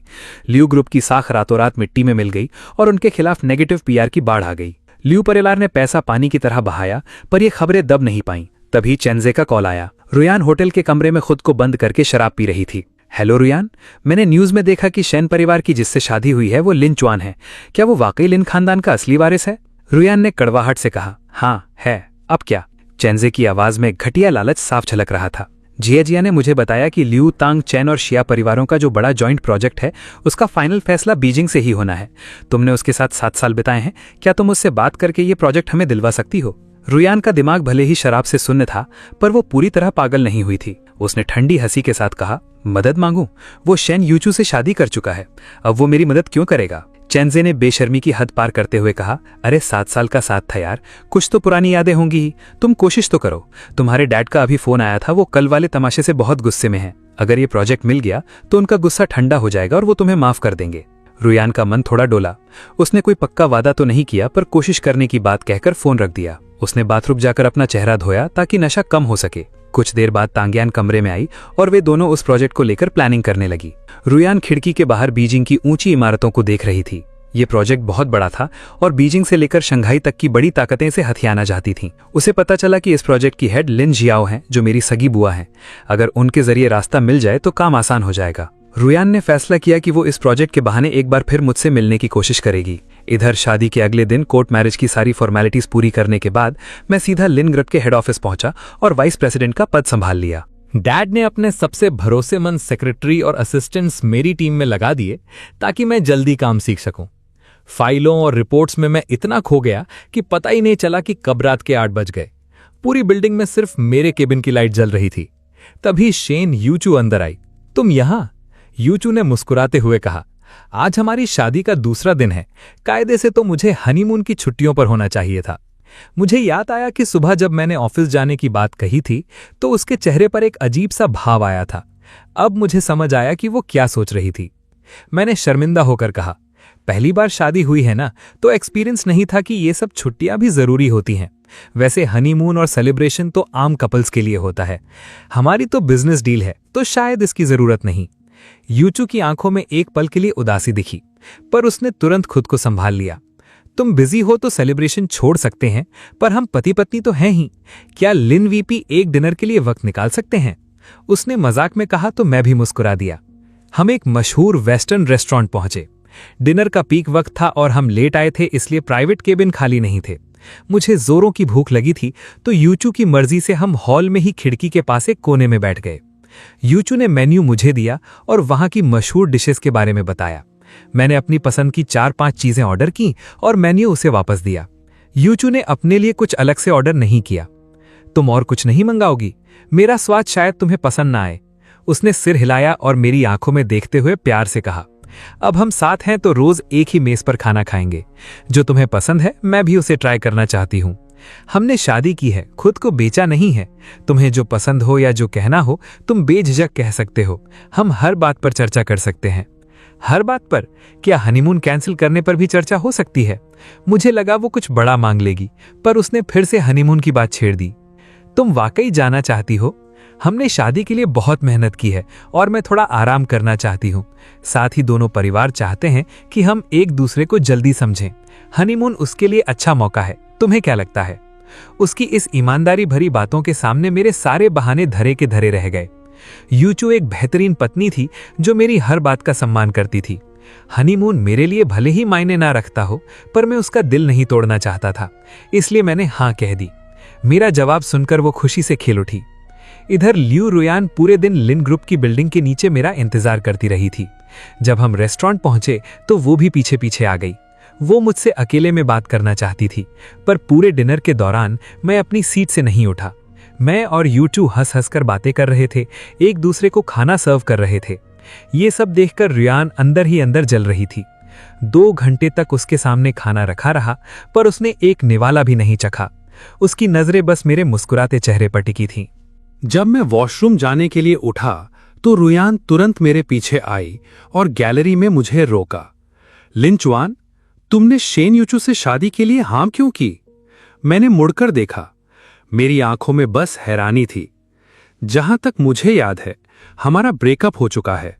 मैं शादी करूं या ना करूं इससे तुम्हें क्या लेना देना? मेरे इस रूखे बर्ताव से रुयान को लगा कि मैं उसे नीचा दिखा रहा हूं। लिन और शेन परिवार की शादी 1 महीने पहले तय हुई थी, तब हमारा ब्रेकअप नहीं हुआ था। यानी तुमने पहले ही अपना दूसरा इंतजाम कर लिया था। मैंने उसे बेहद शांत नजरों से देखा। मैंने 1 महीने पहले ही बीजिंग वापस आकर शादी करने का फैसला कर लिया था, पर तुम्हें बुरा क्यों लग रहा है? तुम तो 7 साल पहले से ही चेंजे के लिए मुझसे ब्रेकअप करने की प्लानिंग कर रही थी।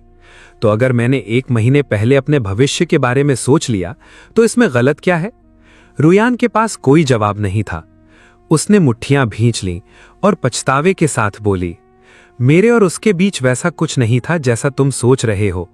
मैं जानती हूं वो मुझे पसंद नहीं करता, पर वो वादा मेरे दिल में एक बोझ बन गया था। मैं तुम्हारे साथ रहना चाहती थी।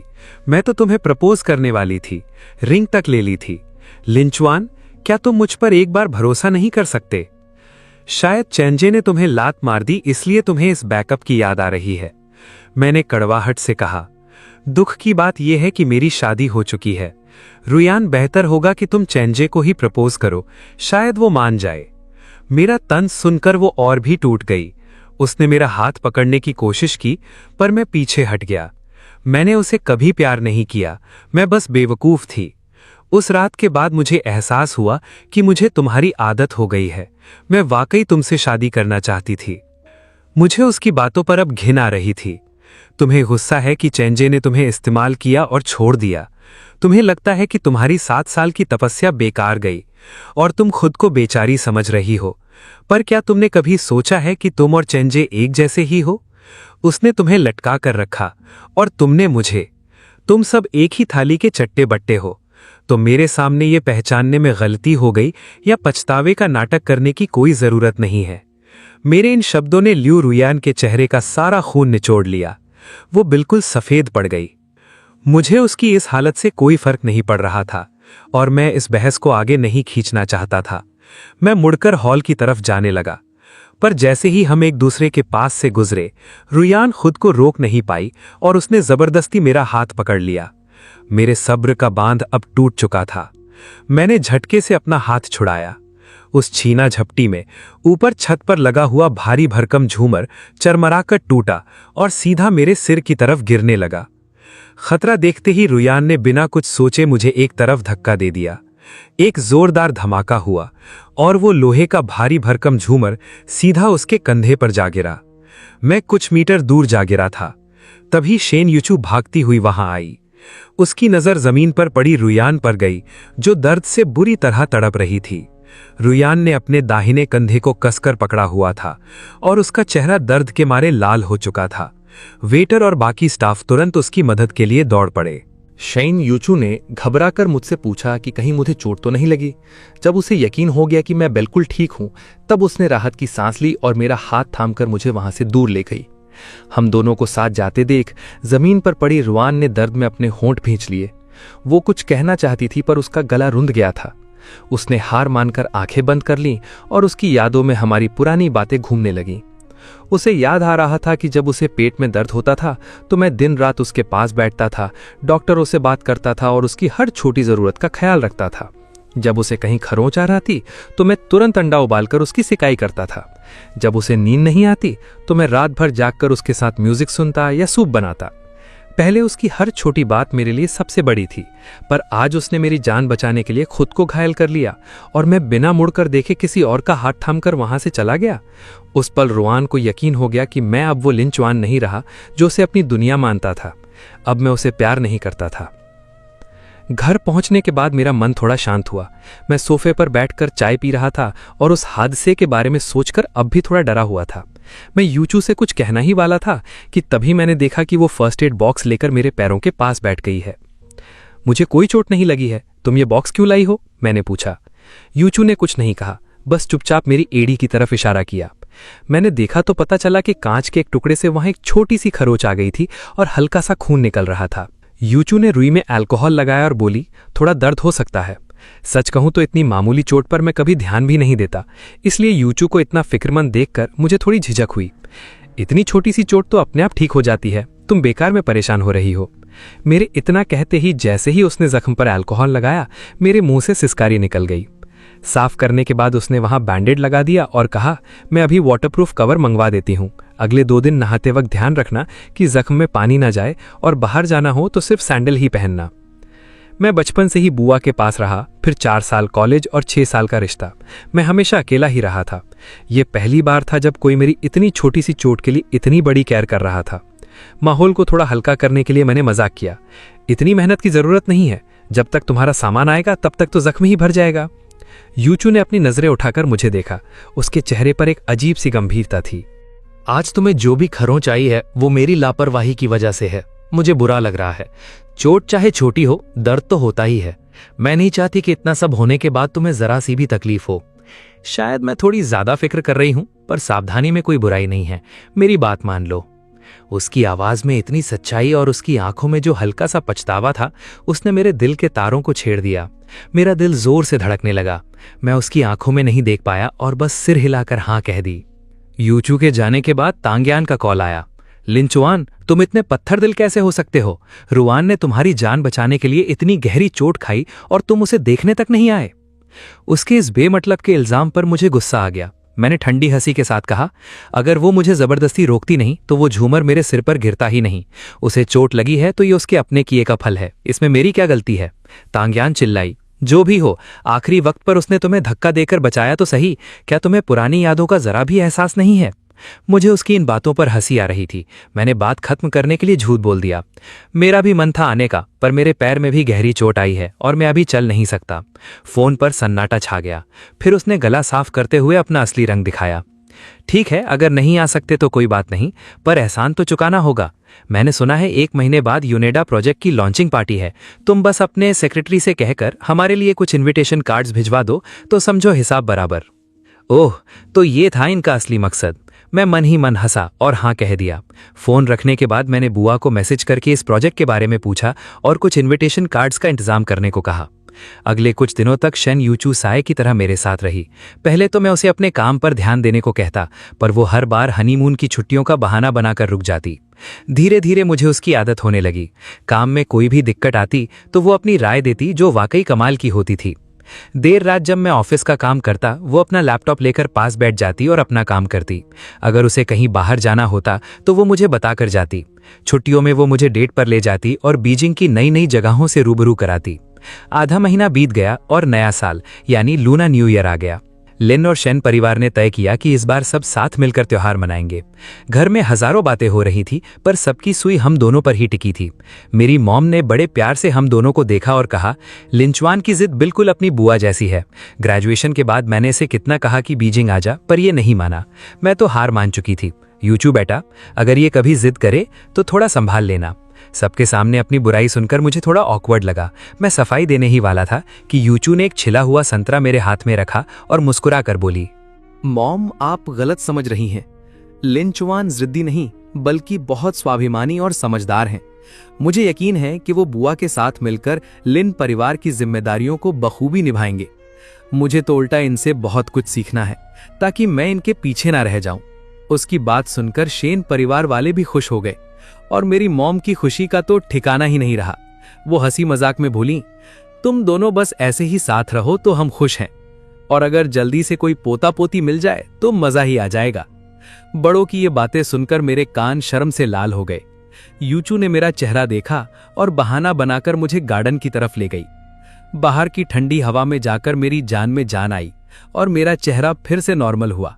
शेन यूचू के होठों पर एक हल्की सी मुस्कान आई और उसने बात पलट दी, क्या तुम कल शाम की उस पार्टी में जाओगे? हाँ, जाऊंगा। आखिर लियू रुयान को इनविटेशन मैंने ही भिजवाया है, तो मुझे वहां रहकर देखना होगा कि वो अब क्या खिचड़ी पका रही हैं। तो क्या एक एक्स्ट्रा इनविटेशन मिल सकता है? मुझे भी साथ चलना है। यूचू की बात सुनकर मैंने हैरानी से उसे देखा। प्रोजेक्ट तो अच्छा है, पर तुम और बड़ी बहन तो आजकल युआन चुआन वाले काम में बिजी हो ना? क्या इतने बिजी शेड्यूल में भी तुम इस प्रोजेक्ट की टो लेना चाहती हो? वो समझ गई कि मैं मजाक कर रहा हूं। उसने पलकें झपकते हुए प्यारा सा जवाब दिया, मेरा मकसद प्रोजेक्ट नहीं है। त्योहारों का सीजन है और मैं खाली हूं, तो सोचा तुम्हारे साथ थोड़ा घूम लूंगी। मैंने मुस्कुराकर सिर हिलाया। मेरे पास एक ही कार्ड बचा था, तो मैं उसे लेकर नीचे बुआ के पास गया ताकि एक और कार्ड ले सकूं। अगले दिन शाम 7 बजे बीजिंग के सबसे बड़े होटल में पार्टी शुरू हुई। बुआ जैसे ही अंदर पहुंची, स्वार्थी और मौकापरस्त लोगों ने उन्हें घेर लिया। मैं उस भीड़ का हिस्सा नहीं बनना चाहता था, इसलिए यूचू का हाथ पकड़कर भीड़ से बचते हुए अंदर निकल गया। हम दोनों वहां किसी काम से नहीं, बल्कि बस घूमने आए थे, तो आराम से हॉल में टहलते हुए वाइन और खाने का लुत्फ उठाने लगे। दूसरी मंजिल पर खड़ी लियू रुयान हाथ में शैंपेन का ग्लास लिए रेलिंग से टिकी थी। उसकी नजर मुझ पर पड़ी, जो यूचू के कान में कुछ फुसफुसा रहा था। इस 1 महीने में उसने खुद को बहुत समझाया था और उसे समझ आ गया था कि मैं अब उसकी पहुंच से बाहर हूं। मैं लिन खानदान का वारिस था और मेरी पत्नी शेन परिवार की बेटी। रुयान जानती थी कि वो हम दोनों में से किसी से भी टक्कर नहीं ले सकती, पर हमें इतना करीब और खुश देखकर उसकी जलन फिर से जाग उठी और उसका चेहरा गुस्से से काला पड़ गया। तभी चेंजे ने भी हमें देख लिया। उसकी आंखों में लालच चमक उठा। वो शिया जियाजिया का हाथ पकड़कर नीचे की तरफ भागा। तांग्यान ने भी रुयान को खींच लिया और वे चारों हमारे सामने आ खड़े हुए। शेन मिस, काफी वक्त बाद मिलना हुआ। आपकी शादी की बहुत बहुत बधाई। शुक्रिया। यूचू के इस छोटे और कोल्ड जवाब के बाद वहां सन्नाटा छा गया। जिया जिया कुछ बोल नहीं पाई तो उसने चेंजे को इशारा किया। चेंजे ने बेशर्मी से हाथ हिलाते हुए मुझसे कहा, लिंचवान भाई, याद है हम 2 महीने पहले मिले थे। मिस्टर चैन, काफी वक्त हो गया। मेरी आवाज सुनकर रुयान ने हिम्मत जुटाकर सिर उठाया और मेरी ठंडी नजरों से नजरें मिलाईं। लिंचवान, कैसे हो? सुना है उस दिन तुम्हें चोट लगी थी, अब ठीक हो? तुम्हारी मेहरबानी है, अब काफी बेहतर हूं। मेरे तंज भरे लहजे ने रुयान को अंदर तक हिला दिया। उसके चेहरे पर पछतावा साफ दिखने लगा। वो कुछ सफाई देना चाहती थी, पर यूचू ने उसे मौका ही नहीं दिया। मैं और लिंचवान बुआ के साथ यहां आए हैं। जिया जिया, मुझे उम्मीद नहीं थी कि तुम यहां मिलोगी। इस कड़कड़ाती ठंड में तुम लोग शंघाई से बीजिंग किस काम से आए हो? यूचू की बात सुनते ही तांग्यान ने जिया जिया को कोहनी मारी। जिया जिया ने मौका देखते ही कहा, हमें भी इस युंदाओ प्रोजेक्ट में थोड़ी दिलचस्पी थी तो सोचा देख लें। सुना है लिंचुआन की बुआ ही इसकी हेड है। यूचू, क्या तुम पुरानी दोस्ती के नाते हमें उनसे मिलवा सकती हो? यूचू ने तुरंत जवाब नहीं दिया। उसने मेरी तरफ देखा जैसे मेरी मर्जी पूछ रही हो। हमने आंखों ही आंखों में इशारा किया और मैंने कहा, मदद तो करना चाहता हूं पर आप देख ही रहे हैं कि बुआ अभी बहुत बिजी हैं, शायद अभी मिलना मुमकिन नहीं होगा। तीनों समझ गए कि मैंने साफ मना कर दिया है। वे ज्यादा बहस नहीं करना चाहते थे, इसलिए फॉर्मेलिटी निभाकर चले गए। सिर्फ ल्यू रुआन वहीं खड़ी रही जैसे कुछ कहना चाहती हो। मैंने उसे इग्नोर किया और यूचू को लेकर आगे बढ़ गया, पर वो किसी साए की तरह हमारे पीछे पीछे चलने लगी। पहले हॉल, फिर दूसरी मंजिल और फिर गार्डन तक। जब आसपास कोई नहीं था तो यूचू मुड़ी और बहुत ही शांत लेकिन खतरनाक आवाज में बोली, मिस ल्यू, आप काफी देर से मेरा और मेरे पति का पीछा कर रही हैं, क्या कुछ कहना है? रुआन को अपनी गलती का एहसास हुआ और उसने हकलाते हुए बहाना बनाया, सॉरी, मैंने थोड़ी ज्यादा पी ली है, रास्ता भटक गई थी। इस घटिया बहाने पर यूचू को हंसी आ गई, पर उसका लहजा बर्फ जैसा ठंडा था। एक बार भटकना तो समझ आता है, पर हमेशा के लिए मत भटक जाना। लिंचुआन शायद पुरानी यादों की कदर करते हों, पर मेरा ल्यू परिवार से कोई रिश्ता नहीं है। मेरे लिए तुम बस एक अजनबी हो। इस सीधी धमकी ने रुआन के पैरों तले जमीन खिसका दी। वो जानती थी कि अगर यूचू ने ठान लिया तो ल्यू परिवार का शंघाई से नामो निशान मिट सकता है। वो अपने परिवार की किस्मत दांव पर नहीं लगा सकती थी, इसलिए खामोशी से वापस हॉल में चली गई। वहां चेंजे बुआ को घेर कर खड़ा था। लिन मैम, आपका भतीजा मेरा दोस्त है, आप उनकी खातिर ही सही हमारे साथ एक ड्रिंक तो ले सकती हैं।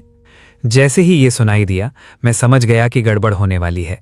मैं भीड़ चीरते हुए आगे बढ़ा, पर मेरे पहुंचने से पहले ही बुआ ने सिक्योरिटी को बुला लिया था। पूरी पार्टी में सन्नाटा छा गया। बुआ ने एकदम कड़क बॉस वाली आवाज में कहा, आज की पार्टी प्रोजेक्ट के लिए है, किसी सिफारिश या शॉर्टकट के लिए नहीं। आप सबको इनविटेशन मिला है तो शांति से प्रेजेंटेशन सुनिए। यहां चोर दरवाजे से काम नहीं चलेगा। अगर किसी ने दोबारा ऐसी हरकत की तो उसे धक्के मारकर बाहर निकाल दिया जाएगा। फिर ये मत कहना कि मैंने इज्जत नहीं दी। जब गार्ड्स उन चारों को बाहर ले जा रहे थे, मैं और यूचू दरवाजे पर ही खड़े थे। हमने एक दूसरे को देखा और मुस्कुरा दिए। हॉल से अनाउंसर की आवाज आई, प्रेजेंटेशन शुरू होने वाली है। मैंने यूचू से कहा, तमाशा खत्म हो गया है, अब यहां रुकने का मन नहीं है, चलो घर चलें। यूचू ने बुआ को एक मैसेज किया और हम वहां से निकल गए। पिछले कुछ दिनों से हम पुराने पुश्तैनी घर में ही रह रहे थे। त्योहार की वजह से नौकर भी छुट्टी पर थे, घर बिल्कुल खाली था। हमने सोफे पर बैठकर एक फिल्म देखी। आधी रात के करीब मुझे अचानक त्योहार वाले तांग्युआन खाने की क्रेविंग हुई। इतनी रात को सब दुकानें बंद थीं और डिलीवरी भी नहीं मिल रही थी। मैं मायूस होकर फोन की स्क्रीन देखने लगा। मेरी उदासी देखकर यूचू मुस्कुराई। वो किचन में गई और अलमारी से चावल के आटे का पैकेट निकाल लाई। मैं भी एक्साइटमेंट में उसके पीछे भागा। तुम्हें तांग्युआन बनाने आते हैं? यूचू ने मुझे आटा गूंथते देख समझ लिया कि मुझे भी हाथ आजमाना है। उसने 2 एप्रन निकाले, एक पहन लो। मुझे भी ठीक से नहीं पता, पर ट्यूटोरियल देखकर सीख लेंगे, मुश्किल नहीं होना चाहिए। हमने 1 घंटे तक वीडियो देखी और अजीबोगरीब शेप के कुछ तांग्युआन बना ही लिए। पानी उबलने पर मैं उन्हें डालने लगा, पर यूचू ने मुझे हटा दिया कि कहीं मेरा हाथ न जल जाए। घर में चाशनी नहीं थी तो उसने ब्राउन शुगर डालकर काम चलाया। जब कटोरे मेज पर आए तो रात के 12 बज चुके थे। मैंने अपने कटोरे से सबसे बड़ा तांग्युआन चम्मच में उठाया और यूचू को चिढ़ाने लगा। सबसे बड़ा मेरे पास है, यानी इस साल मेरी किस्मत चमकने वाली है। यूचू मुझे देख रही थी। मैंने एक बड़ा निवाला लिया, पर मेरे चेहरे की चमक अचानक गायब हो गई। यूचू ने पूछा, क्या हुआ, अच्छे नहीं बने? मैंने अपनी आंखें घुमाई और झूठ मूठ का सिर हिलाते हुए चम्मच उसकी तरफ बढ़ाया। बहुत टेस्टी हैं, तुम ट्राई करोगी? यूचू ने बस एक नज़र देखी और समझ गई कि मेरा बनाया हुआ वो नींबू के साइज का तांग्युआन अंदर से कच्चा है, पर उसने एक पल भी नहीं सोचा। उसने अपना सिर झुकाया और वो आधा कच्चा तांग्युआन खा लिया। उसकी ये बेवकूफ़ी देखकर मैं अपनी हंसी नहीं रोक पाया। मैंने अपना चेहरा हाथों से छुपा लिया। सच बताओ, मज़ा आया ना? यूचू के चेहरे पर एक चमक थी। उसने थम्स अप दिखाते हुए कहा, वाकई बहुत अच्छे हैं, मीठे और थोड़े सख्त, बिल्कुल मेरे टेस्ट के। उसकी आंखों की चमक देखकर मुझे समझ नहीं आया कि वो सच कह रही है या झूठ। मैंने अपनी चम्मच छोड़ दी और शरारत में उसका चेहरा पकड़कर उसका मुंह खोलने की कोशिश की, ताकि देख सकूं कि उसने वाकई निगला है या नहीं। यूचू ने झट से सब निगल लिया। जब मैंने उसका मुंह खुलवाया तो वहां कुछ नहीं था। मैं मायूस होकर बोला, झूठ बोल रही हो ना, वो कच्चा था ना। हंसी मजाक और छीना झपटी में हम दोनों बैलेंस बिगड़ने से सोफे से नीचे कालीन पर गिर पड़े और खिलखिलाने लगे। हम एक दूसरे को देख रहे थे, हमारी सांसें आपस में उलझ रही थीं। लिविंग रूम में बस फिल्म के एंडिंग का म्यूजिक गूंज रहा था और खिड़की के बाहर पटाखों की रुक रुक कर आती आवाजें थीं। मैंने पहले खुद को संभाला और हड़बड़ाहट में कालीन से उठने की कोशिश की, पर शेन यूचू ने धीरे से मेरी कलाई पकड़ ली। उसकी उंगलियां कोमल और गर्म थीं, बिल्कुल उसके कैरेक्टर की तरह, शांत और शालीन, जो अनजाने में ही मेरे दिल के सबसे कोमल कोने में जगह बना लेती थी। लिंचुआन, उसने पहले चुप्पी तोड़ी। उसकी आवाज बहुत धीमी थी, पर हर शब्द साफ था। तांगयुआन कच्चे थे, मैंने तुमसे झूठ नहीं बोला था। मैं ठिठक गया, फिर खिलखिलाकर हंसा और वापस कालीन पर बैठ गया।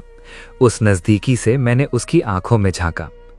मैंने उसे शादी में मुश्किल हालात संभालते देखा था, ऑफिस में फाइलों के साथ बॉस की तरह काम करते देखा था और मेरी एक छोटी सी चोट पर फिक्रमंद होते देखा था, पर उसकी आंखों में ऐसी बेपनाह कोमलता मैंने पहले कभी नहीं देखी थी। तो फिर तुमने उन्हें खाया क्यों? क्योंकि वो तुमने दिए थे, यूचू ने बड़ी सादगी से कहा और हाथ बढ़ाकर धीरे से मेरा चेहरा थामा। सच तो ये है कि मैं तुम्हें पसंद करती हूं, और जितना तुम जानते हो उससे कहीं पहले से। उसने आगे कहा, बहुत सालों पहले से। मेरी हरकतें अचानक थम गई। मेरी आंखों की मुस्कुराहट अभी गायब नहीं हुई थी, पर अब उनमें हैरानी भर गई थी। मुझे हमेशा लगता रहा कि ये शादी परिवारों की पसंद और बिजनेस का मामला थी। मैंने कभी सपने में भी नहीं सोचा था कि इस जल्दबाजी में हुई शादी के पीछे करीब 10 साल पुराना कोई राज छिपा होगा।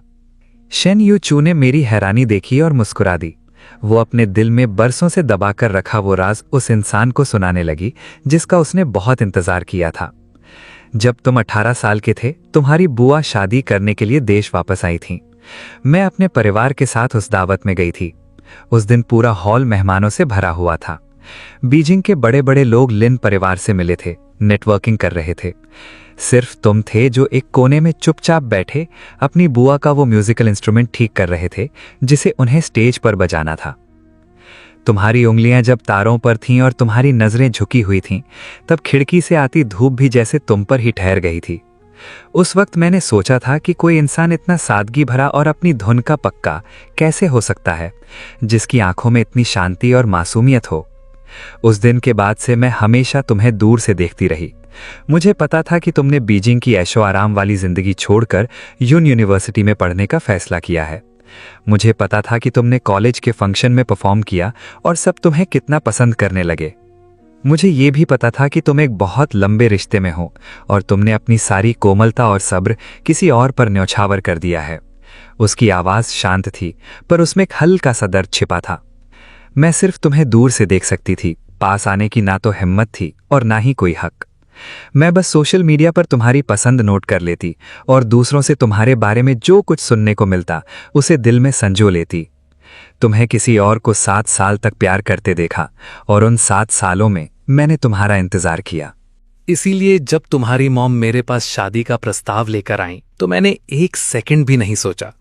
मैं कभी लिन ग्रुप के वारिस से शादी नहीं करना चाहती थी, ना ही मुझे किसी बिजनेस पार्टनर की तलाश थी। शुरू से आखिर तक मेरा मकसद सिर्फ तुम थे लिंचुआन। उसने अपनी नजरें उठाईं और मेरी कांपती हुई नजरों से मिला दी। उसकी आंखों में इतनी मोहब्बत थी कि जैसे अभी छलक जाएगी। मैंने 10 साल इंतजार किया ताकि मुझे एक बार हक से तुम्हारे पास खड़े होने और तुम्हारा ख्याल रखने का मौका मिल सके। मेरी धड़कनें बेकाबू हो गईं और आंखों में नमी छा गई। 7 साल के उस पिछले रिश्ते में मैं हमेशा देने वाला और इग्नोर किए जाने वाला इंसान था। मुझे लगता था कि मेरी वफादारी की किस्मत में सिर्फ धोखा लिखा है, पर मैंने कभी नहीं सोचा था कि कोई ऐसा भी है जिसने मुझे बिना बताए मेरी हर छोटी बात को दिल में जगा दी और 10 साल तक मुझसे खामोश मोहब्बत की। आज मुझे उन सब इत्तेफाकों का जवाब मिल गया था। उसे पता था कि मैं सी फूड नहीं खाता। उसे पता था कि देर रात काम करते वक्त मुझे शहद वाला गर्म पानी चाहिए। उसे पता था कि मेरे शांत स्वभाव के पीछे एक जिद्दी और सेंसिटिव इंसान छिपा है।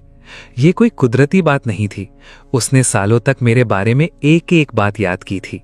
मैंने धीरे से उसे अपनी बाहों में भर लिया, जैसे डर हो कि कहीं ये कोई सपना ना हो और टूट ना जाए।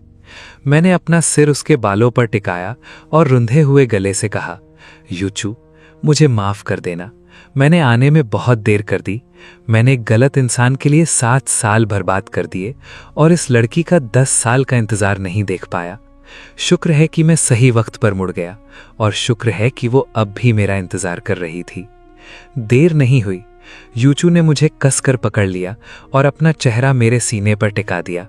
मेरी धड़कनों को सुनते हुए उसने मुस्कुरा कर कहा, जब तक आखिर में तुम मिल रहे हो तब तक कोई भी इंतजार लंबा नहीं है। खिड़की के बाहर पटाखे गूंज उठे और उनकी रोशनी कांच के साथ साथ हम दोनों की आंखों में भी चमकने लगी। उस रात हमने बिजनेस डील या किसी दिखावे की बात नहीं की। हमने बस सोफे पर बैठकर वो आधे कच्चे तांग्यान खाए और उन सालों की बातें की जो हमने एक दूसरे के बिना गुजार दिए थे। मुझे पहली बार एहसास हुआ कि किसी के दिल के सेंटर में होना और इतनी शिद्दत से चाहा जाना कैसा सुकून देता है। इसके बाद सब कुछ वैसा ही हुआ जैसा होना चाहिए था।